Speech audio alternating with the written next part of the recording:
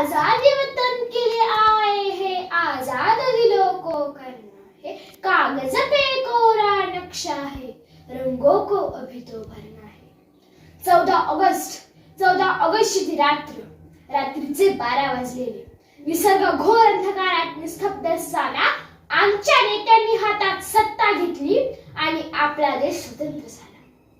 गुलामगिरीची ती अंधारी रात्र संपून स्वातंत्र्याची तेजस्वी पहाट सुरू झाली आणि 15 ऑगस्ट 1947 रोजी स्वातंत्र्याचा तेजस्वी सूर्यगोळा त्याची सुखमय किरणे आपल्या तिरंग्यावर पडली आणि आपला तिरंगा दौलाने फडकू लागला. आपल्याला आपला देश स्वतंत्र झाला. पण ही स्वतंत्रता आली कुणामुळे? इंग्रजांनी आपल्या देशावर 150 वर्ष राज्य केले, लोकांना छळले, पण तरी सुद्धा महात्मा गांधी, टिळक, नेहरू यांनी आपल्या प्राणांची आहुती दिली व जाताना ते सांगून गेले, कर चले हम फिदा जान तन साथियों, अब तुम्हारे हवाले वतन साथियों. आणि असे म्हणत म्हणत ते देश आपल्या हाती देऊन गेले आणि 26 जानेवारी रोजी आपला देश प्रजासत्ताक झाला. आणि याच दिवसाचे औचित्य साधून आज मी तुम्हाला आपल्या देशाची महती सांगणार आहे. खरंच आपल्या देशासाठी देशभक्तांनी आपले प्राण त्यागले, काही फासावर चढले. अरे लक्षात ठेवा जरा तो शिवबाचा पराक्रम, गांधीजींची अहिंसा आणि ऐन तारुण्यात फासाचा दोर आपल्या गळ्यात अडकून वंदे मातरम असे म्हणणारा शहीद भगतसिंग. अशा कित्येक क्रांतिकारकांनी आपल्या प्राणांची आहुती दिली. मित्रांनो, आज मी तुम्हाला आपल्या हिंदुस्थानाची थोडक्यात ओळख करून देणार आहे.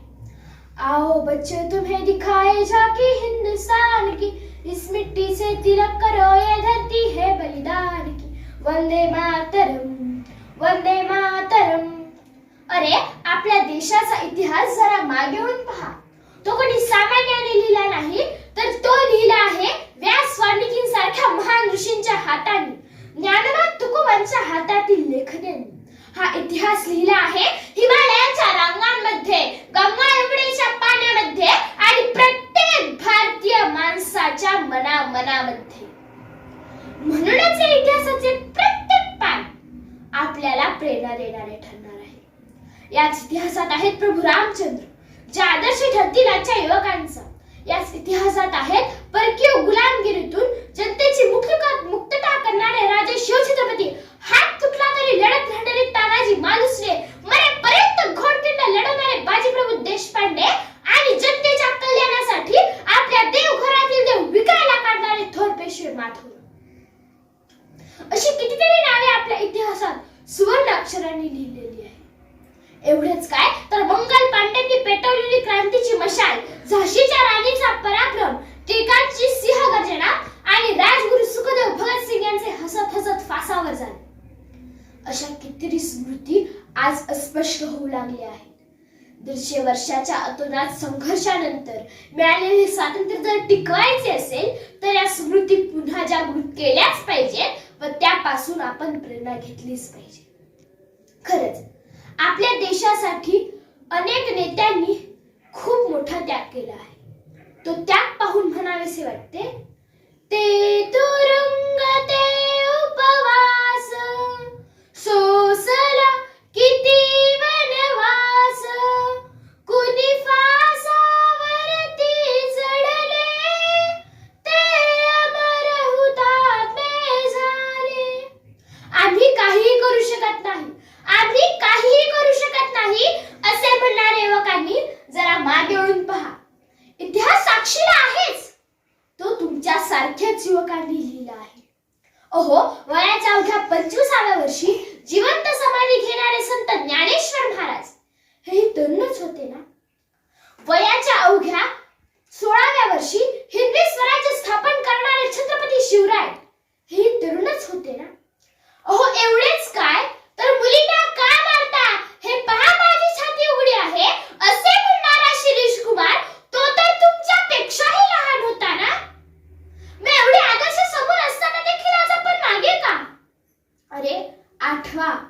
आठवा जरा ते सावरकरांचे आपल्या पत्नीला उद्देशून काढलेले कारागृहातील उद्गार.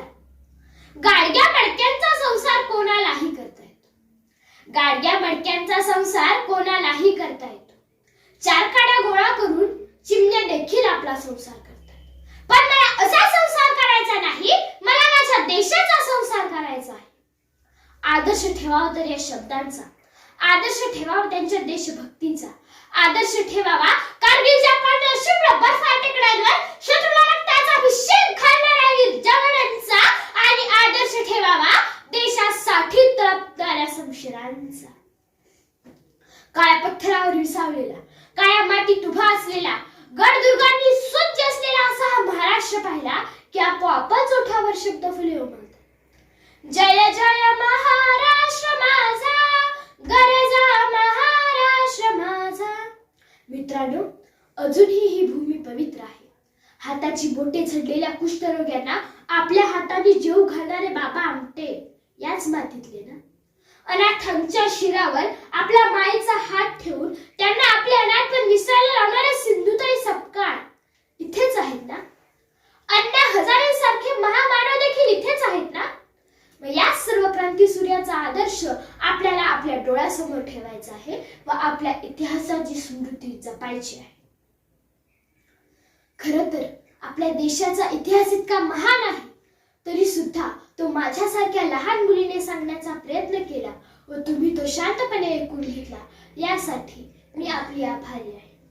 आता देशाच्या सीमेवर शहीद झालेले वीर जवान व आपल्या देशासाठी प्राण गमावलेले वीर क्रांतिकारक यांना आदरांजली म्हणून ए मेरे वतन के लोगो, तुम खूब लगा लो नारा, ये शुभ दिन है हम सबका, लहरा लो तिरंगा प्यारा. जय हिंद, जय हिंद, जय हिंद की सेना.